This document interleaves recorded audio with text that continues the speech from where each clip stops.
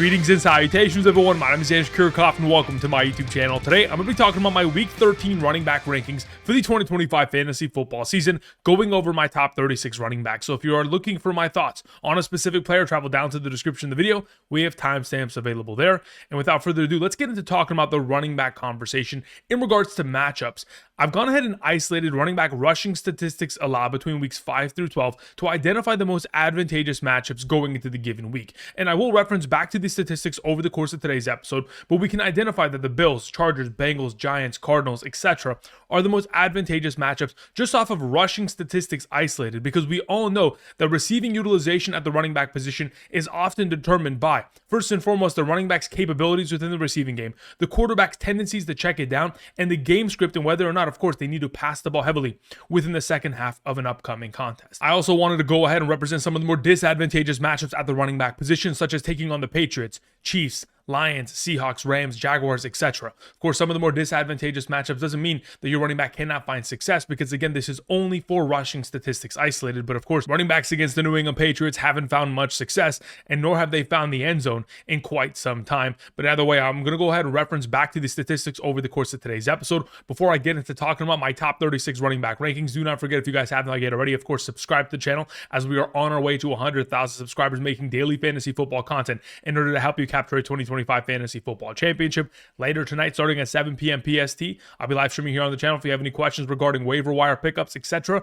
I'll be here to help you out. Thank you very much. And also, for those of you guys who want my rankings and want help every single Sunday morning, be sure to travel down to the description and check out Betr. When you sign up today using code Andrew, not only will you be able to put together plays over the course of the upcoming weeks, but you'll also get my rankings sent to you from my email directly to yours. All you have to do is sign up using code Andrew, make a first-time deposit, minimum of 10, and make a first-time play within a real cash play. So be sure to go ahead and check out the map to the right side of the screen to determine your eligibility based on your current location. And new users who sign up today using code Andrew get a free $10. Thank you very much for all the support. Okay, let's go ahead and begin by talking about my top 36 running back rankings, beginning with our number one, Etienne, who over the course of the last 10 games of his season prior to the bye week, 9 of those 10 games consisting of 90 or more total yards.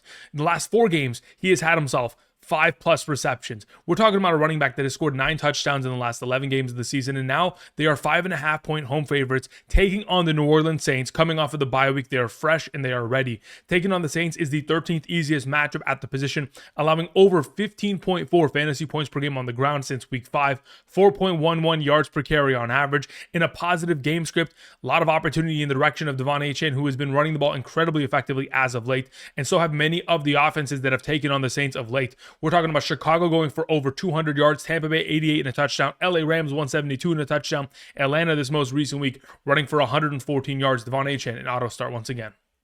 Number 2, we have Christian McCaffrey, who over the course of the last 12 games of the season, 10 of those games consisting of 100 or more total yards. He has scored 12 touchdowns in the last 11 games, and this is a streak that he'll continue to, of course, pile up on until his week 14 bye. Very similar to Etienne, 5+ receptions in each of the last 4 games. But what is incredibly important to note is that Christian McCaffrey, as of thus far this season, is number 1 amongst all players in the National Football League in terms of total receptions with 81. He has 1 more reception than Jackson Smith-Njigba, and I understand he hasn't had a bye week, but still this stat in itself is incredibly shocking. Nonetheless, an auto start. The guy that continues to carry our fantasy teams now gets to take on the Cleveland Browns, who have most recently given up 134 and a touchdown to Baltimore, 93 to the New York Jets, 123 to the New England Patriots. Expect for Christian McCaffrey to find himself another week of success.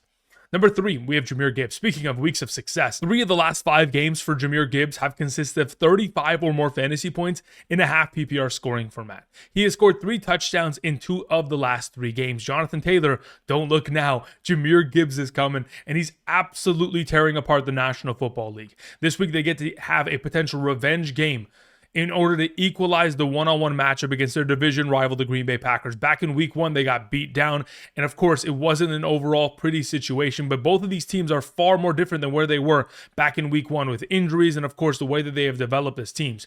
The Green Bay Packers of late have been taken advantage of on the ground, which wasn't the case when these teams first took each other on in week 1. Of late, they've given up 147 and 2 touchdowns to Carolina, 84 to the Philadelphia Eagles, 132 and 2 touchdowns to the Giants, and 83 in this most recent game in an obvious positive script against Minnesota. Of course, still couldn't stop the run. There's a lot of opportunity for Jahmyr Gibbs this week. To continue on, we begin the A tier with Derrick Henry, who's coming off of another game in which he scored a touchdown. You know, he went a couple weeks there without scoring a touchdown, and now it's Lamar Jackson who has been absent of touchdowns. But hey, for those of you who are Derrick Henry managers, rejoice as he has an opportunity to potentially score another week of touchdowns, hopefully 2 of them taking on the Bengals, who are allowing 18.7 fantasy points per game, the third best matchup at the position. This is a team that has given up 100 plus rushing yards to opposing running backs in 9 of the last 10 games. Of course, these two teams have a history of potential shootouts. Back in 2024, when Baltimore took on Cincinnati, those games ended as a 41-38 and 35-34 victories in the favor of the Baltimore Ravens. This week, they have the second highest implicated total with 51.5 points. Again, this is expected to be a shootout when Joe Burrow returning Thursday night. I'm hoping for Derrick Henry and, of course, this offense to continue to succeed and, of course, back and forth scoring to lead to even more upside.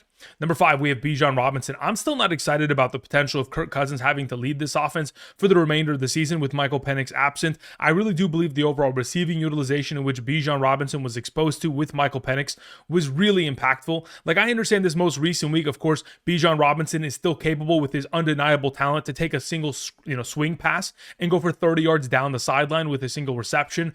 But ultimately, I would have loved to see a little bit more within that category, especially when he's not scoring touchdowns. I mean, he still was able to accumulate 100 plus total yards, but taking on the New Orleans Saints, I would have expected more. But this week they take on the Jets, the 11th best matchup, nearly allowing 16 fantasy points per game on the ground, giving up 2 touchdowns to New England, Cincinnati, and Baltimore on the ground to opposing running backs of late. We're hoping for a potential 2-touchdown game and a bounce back week here for Bijan Robinson in a positive script as favorites against the Jets.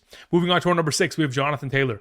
Look, in 2 of the last 5 games, he has had no touchdowns and a very underwhelming performance in those games. Like this most recent one against the Kansas City Chiefs, 16 carries for 58 yards, very underwhelming. But over the course of the 3 other games in which he has scored touchdowns, he has scored 32 plus fantasy points and a half PPR in each of those 3 games. So yes, there are going to be the ups and the downs for Jonathan Taylor, and we're hoping for an up week taking on the Houston Texans defense that just gave up 123 rushing yards and a touchdown to the Buffalo Bills running backs, 63 and a touchdown to Jacksonville. Again, there is still a lot of potential for success here, and we're hoping for that bounce back as last season, even without the most ideal quarterback and team situation, Jonathan Taylor in his history has found success against Houston last year, running for over 100 rushing yards and a touchdown against them in 2024. We're hoping for a very similar performance and hopefully even more upside within the upcoming week. Number 7 is Josh Jacobs. This is 100% contingent on him being healthy going into the Thursday night game. As we all know, Emmanuel Wilson, in the absence of Josh Jacobs in this most recent week, 28 carries, 107 and 2 rushing touchdowns, 25.5 fantasy points and a half PPR. Again, we knew that he was going to play well in the absence of Josh Jacobs. So we're wondering if, in fact, Josh Jacobs isn't at a full healthy capacity come Thursday because of the short week impact. Can Emmanuel Wilson get the start once again and they rest Josh Jacobs? There's a possibility in which that does take place. If, in fact, it does, you fire up Emmanuel Wilson as a top 12 running back like we did on Sunday.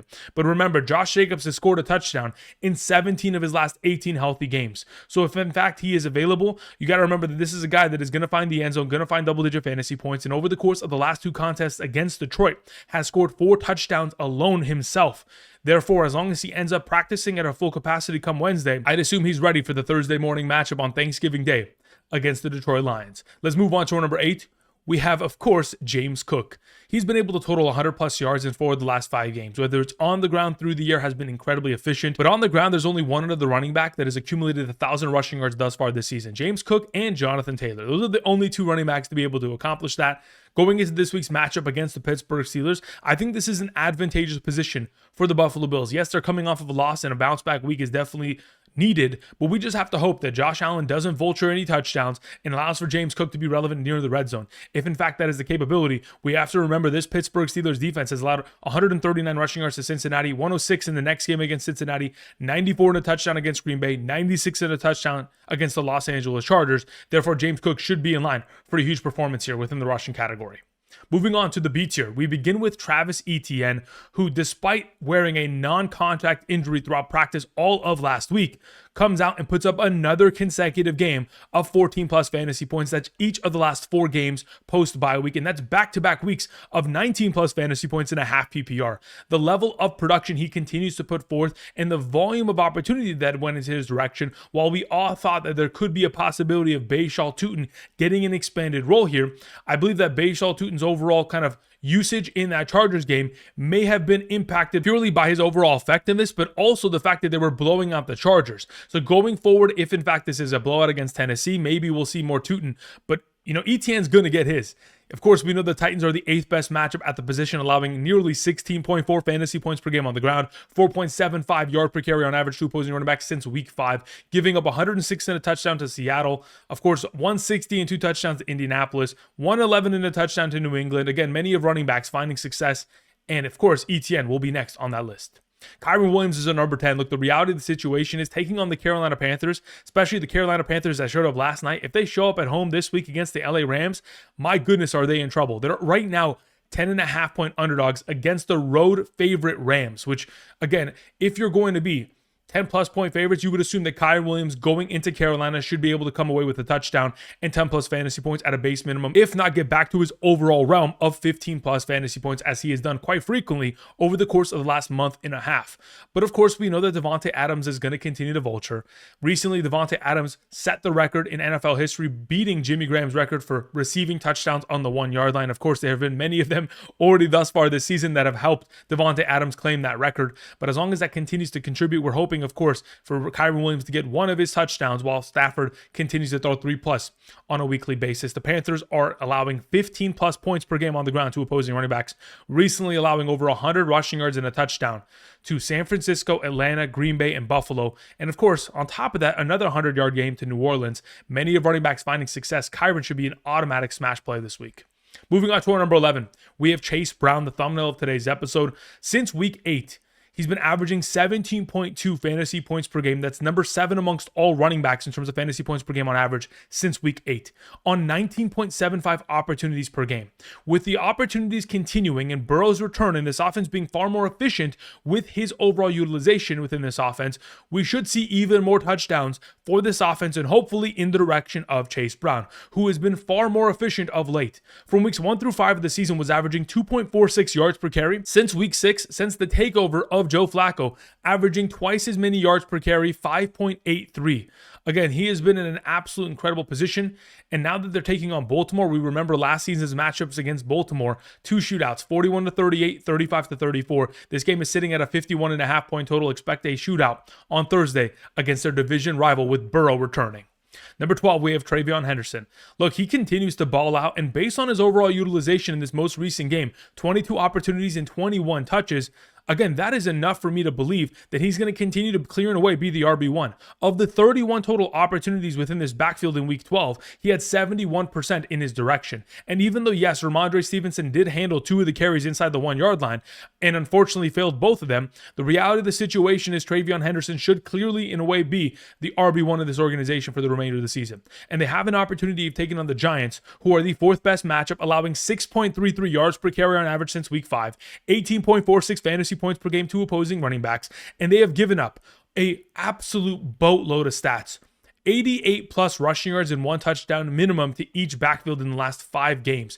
Philly 256 and a touchdown. San Francisco 159 and 2 touchdowns. Chicago 108 and a touchdown. Green Bay 88 and a touchdown, and most recently Detroit 237 and 2 touchdowns. If it wasn't for the fact that TreVeyon Henderson's left side of his offensive line, both left tackle and left guard, are probably going to miss this upcoming week due to injury, I would have ranked him easily in the top 5 within this overall position, considering the matchup on hand. Moving on to our number 13, we have Breece Hall, who's coming off of 20 touches despite the Baltimore Ravens matchup, which is incredibly promising. And luckily for him, of course, Tyrod Taylor taking over the starting duties at the quarterback position is far more inclined to utilize him within the receiving game, get the ball out of his hands quickly, and get Breece Hall the 4 catches and 75 receiving yards he was able to earn. But we have to remember, in this most recent game, the Jets were up 7-3 at halftime, which continued to imply a lot more opportunity for Breece Hall within the rushing category. This week, we're hoping for it to be a close game once again. They're currently 2.5 point underdogs at home against Atlanta. Don't forget, Atlanta is the 7th best matchup at the running back position, 17 fantasy points per game on the ground, 4.63 yards per carry on average. Could be an automatic smash play week for Breece Hall. Jeanty is our number 14. The reality of the situation is he did sustain an ankle injury on Sunday. So if in fact that ankle injury is going to impact his potential for play this week against the Los Angeles Chargers, we'll have to keep that in mind. But if in fact it's not going to play an impact, Chip Kelly being fired could be the most positive thing that has happened to this Raiders organization in quite some time. And it could provide a shift and potential improvement to the offense, which leads to even more touchdowns in the direction of Ashton Jeanty. They are taking on the second best matchup at the position, the Chargers allowing 5.2 yards per carry and 19.11 fantasy points per game. Jacksonville, last time out against the Los Angeles Chargers prior to their bye week, ran for 183 rushing yards and 3 rushing touchdowns against them. This is not an infrequency, as Indianapolis and Miami also took the Chargers defense to the shed. So why not Ashton Jeanty with ample opportunity and hopefully better play calling this week?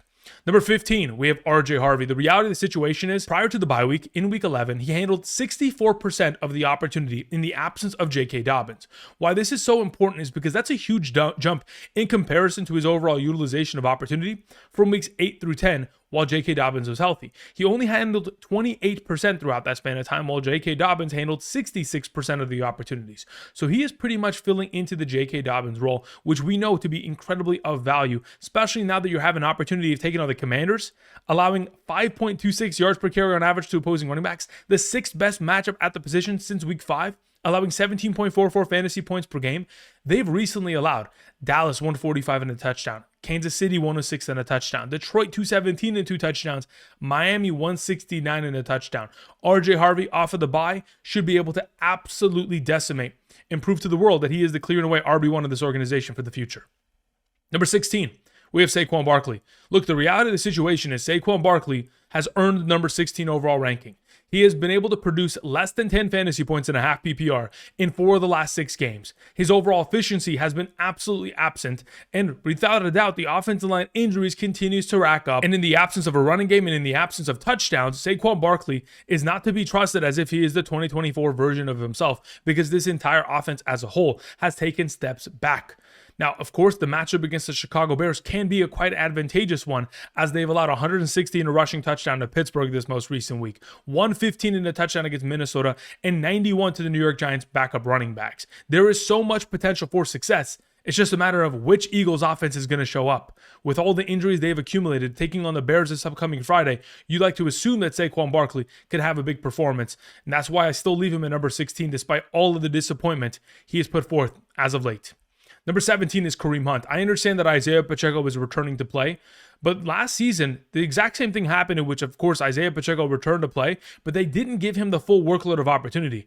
And it did make both running backs irrelevant, but I'm hoping that they've learned their lesson, and they're going to allow for Kareem Hunt to continue to be the clear and away RB1, coming off of a week of 33 touches and 130 yards and a touchdown. This is 4 consecutive games of 1 touchdown scored from Kareem Hunt, as he is ranked as the RB 8, 19, 16, and 11 over the course of the last 4 games. If they do not continue to run Kareem Hunt against the Dallas Cowboys, I will heavily be surprised, especially with Isaiah Pacheco not gaining any favor in the red zone. Number 18, we have Jaylen Warren. Look, he got donated a touchdown based on the 50-plus yard rush of Gainwell off that trick play tush push in which they handed him off the ball, and he ran all the way down to the 1-yard line. The next play, Jaylen Warren punches it in. So we'll take that. But this backfield is pure and away still a two-headed monster, despite the opportunity share in which Jaylen Warren comes away with 18 touches on the ground. Clear and away, Kenneth Gainwell is not going anywhere, whether it's on the ground or through the air. But luckily, they do take on the Bills, who are the number 1 matchup at the position, nearly allowing 21 fantasy points per game via rushing stats, 5.16 yards per carry on average. Every backfield has found success, and Jaylen Warren in this offense is a run-first team. Therefore, you should anticipate for continued RB2 upside from Jaylen Warren. Number 19 is Javonte Williams. Look, he has had 83-plus rushing yards in each of the last 3 games, which is incredibly promising, but in the absence of receiving utilization and touchdowns, can we outright trust him? Yes, this is a game that is currently sitting at the highest implicated total of 52.5 points this week, a shootout against the Kansas City Chiefs. But in the event in which you're taking on the Chiefs, you got to remember, this is a team that just shut down not only Indianapolis's running game, Denver's, and also Washington and Las Vegas. The only rushing attack that has found success against them was Buffalo, and Buffalo has their number during the regular season. So Javonte Williams will certainly be in a tough position, taking on the second toughest matchup at the position, allowing only 3.63 yards per carry on average and 7.83 fantasy points per game to opposing running backs on the ground. In the absence of a touchdown, number 19 is a safe spot for Javonte. Number 20, we have Rico Dowdle. Look, their 10.5 point home underdogs. This is probably going to lead to a negative game script and a lot of passing from Bryce Young. And if that in fact is going to take place, Rico Dowdle and Chuba Hubbard both equally utilized within the receiving game in this most recent contest against San Francisco. The lack of rushing opportunity should be absolutely illegal from this Carolina Panthers front, especially when you're on the 1 yard line, first down, and Bryce Young throws an interception. Why aren't we handing it off to Rico Dowdle? That's got to be a mistake that they need to, of course, claw back and get him some opportunity this week. Even though they are taking on the 5th toughest matchup at the position, in a negative game script, we have to hope for a garbage time touchdown for Rico Dowdle. Number 21 is Bucky Irving. Look, his week 13 status is still up in the air, even though Coach Todd Bowles did in fact say last week that he is hoping for Bucky Irving to make his return against the Arizona Cardinals, and they've ramped him up for that. We still have to keep an eye out for not only Bucky Irving's status, but also Baker Mayfield. This could end up being a run-heavy script in the absence of Mayfield against the Arizona Cardinals, again, which is an advantageous matchup, 4.92 yards per carry on average, 17.8 fantasy points per game to opposing running backs on the ground.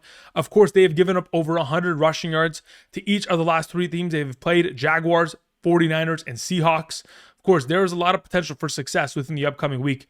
We just have to hope that, of course, Bucky Irving, in the limited opportunities he is given, because I don't anticipate him to touch the ball 20 times in his first week back to be relevant in an advantageous position. Moving on to our number 22, Quinshon Judkins. Look, he had more trips to the medical tent than he did have to the end zone, but his end zone trips were certainly of impact, leading to 2 rushing touchdowns. One of those, of course, a 50-yard pass down the field, down on the 1 yard line, eventually leading to a rushing touchdown from Quinshon Judkins. They're utilizing him within the Wildcat formations. Of course, they're giving him more and more opportunity. I understand he did have a couple trips at the end of the game to the medical tent, but he still finished the game, which is incredibly promising, and we're hoping he's going to be ready against the 49ers. My only worry is Shedeur Sanders taking on a 49ers defense. Just like in the same way in which they absolutely brutalized the likes of, Bryce Young yesterday. If Robert Saleh in that defense imposes their will upon this quarterback, there could be a little bit of a tough situation, which Quinshon Judkins cannot find himself all that abundance of success down near the goal line as they were recently able to find against the Raiders. Moving on to 23, Kenneth Walker. Look, he was given a goal line opportunity, and the offensive line absolutely sold him. But outside of that, of course, Charbonnet, of course, scored a rushing touchdown, which continues that trend. But they're currently 10.5-point favorites, taking on J.J. McCarthy in the shambles Minnesota Vikings team.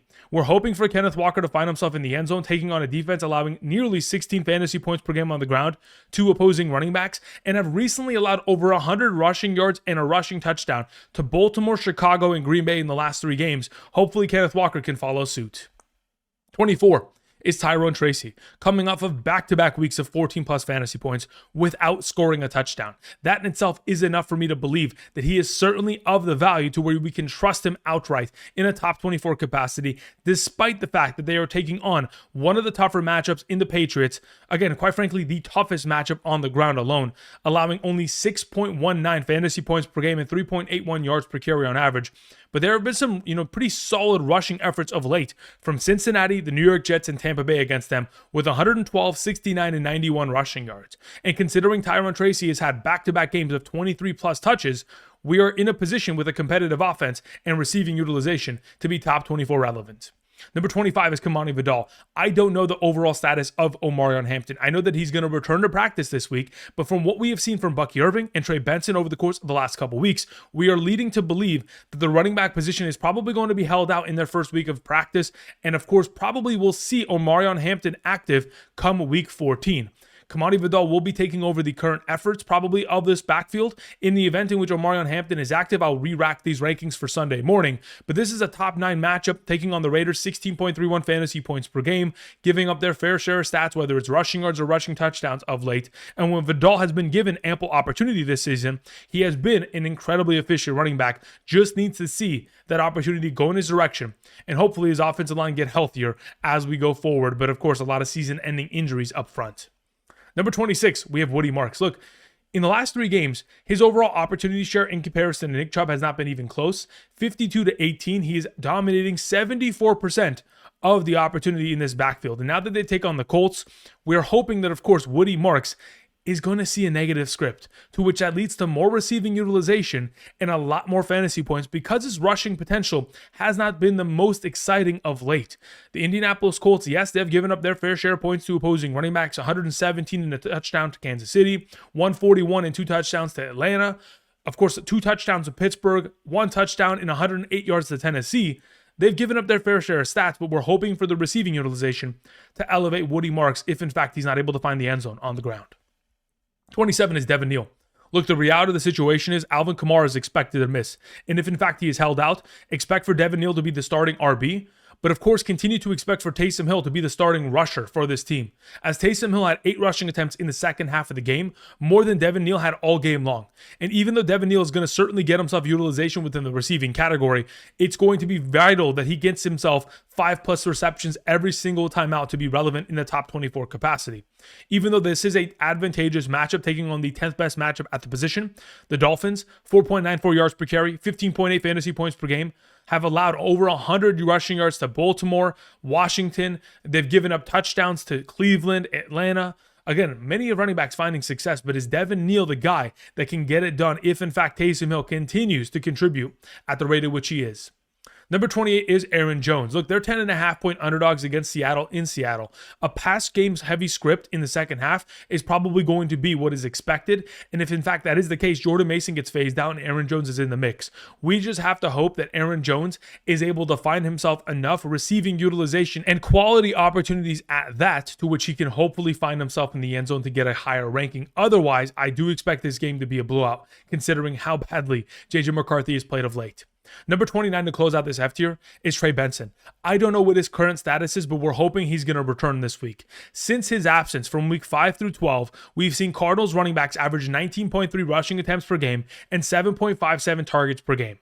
The backfield production has led to 18.87 fantasy points per game and a half PPR scoring format. So in the return of Trey Benson, you would assume he immediately leads to being a relevant top 30 option, even if in fact he is splitting touches with Bam Knight or Michael Carter. That is still to be determined. Taking on a defense allowing 4.99 yards per carry on average, 14 fantasy points per game on the ground, Trey Benson, if healthy and back, should easily be an auto start this week.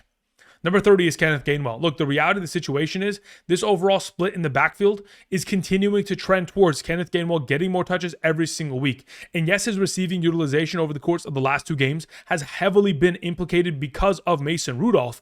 But going forward, I still expect for Aaron Rodgers to get a lot of utilization in the direction of Kenneth Gainwell as he has earned to be a part of this offense at a greater expansion. Taking on the Bills, the best matchup at the position on the ground, you would assume that, of course, Kenneth Gainwell and Jaylen Warren will both be relevant in the upcoming matchup in a negative script, of course, leading to even more receiving utilization to Kenneth Gainwell, regardless of who's playing at quarterback. Number 31 is DeAndre Swift, and number 32 is Kyle Monangai. I don't know what to do with these 2 running backs because in this most recent game, DeAndre Swift fumbled and then immediately for the remaining 3 quarters of the game only had 2 rushing attempts. In comparison to Kyle Monangai for those 3 quarters who had himself 9 rushing attempts and of course led this team with 12 carries, 48 and a touchdown. That's 3 consecutive games of a rushing touchdown. The reality of the situation is this is one of the most underwhelming weeks from DeAndre Swift in the post-bye week era of this Bears offense. Look, the reality of the situation is both these running backs are getting run.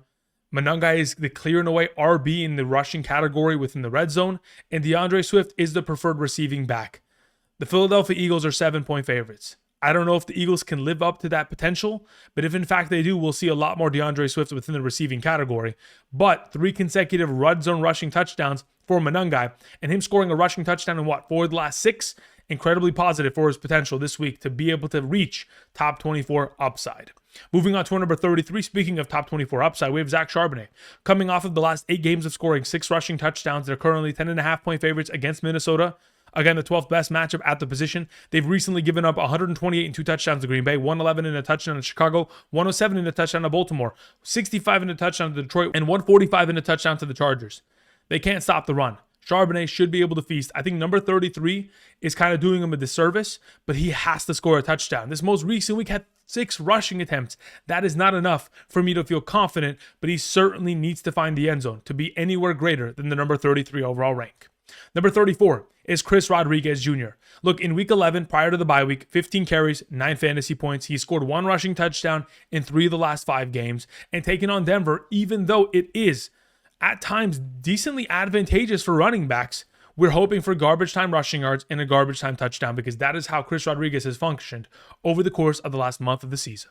Number 35 is David Montgomery. Look, Gibbs has cleared away, taken over this backfield, but I'm sure that this offense wants to get David Montgomery more looks as they want to be a little bit more of a power running attack. But the reality of the situation is the offensive line injuries that have impacted the Detroit Lions, whether it is their interior or their offensive line that has been absolutely ransacked, or even their offensive tackles who are missing practices on a consistent basis, David Montgomery has certainly fallen victim to the unfortunate reality of the injuries that have taken place within this offense. Number 36 to close out today's top 36 running back rankings is Sean Tucker. I'm anticipating Bucky Irving to play, but he's not going to be given 100% of the touches. And considering the Arizona Cardinals are such an advantageous matchup, giving up over 100 rushing yards in each of the last 3 games to opposing running backs, in the absence of Baker Mayfield potentially, could be a very run-heavy script in the favor of Sean Tucker and Bucky Irving finding success against this Arizona Cardinals run-stop defense that has quite frankly been non-existent this season. All right, that's going to cover it in regards to my top 36 running back rankings. Final thing I wanted to mention, for those of you guys who are looking for my rankings this upcoming Thursday morning, besides live streaming on the channel, if you want to get those rankings to set your lineups with the 3 Thursday games, be sure to check out the Patreon. You get rankings every Thursday and, of course, Sunday morning. These are rankings that, of course, are by position, by tier, half PPR, full PPR, at all positions, including flex. You'll be able to ask me any and all fantasy football related questions, so you don't have to wait for me to be live streaming. You don't have to ask in the comment section. You can go ahead and get those questions immediately answered. That's going to cover it though. Thank you everybody for watching. I'll be back later tonight live streaming here on the channel, 7 p.m. PST. And until next time, I'll see you guys. Peace.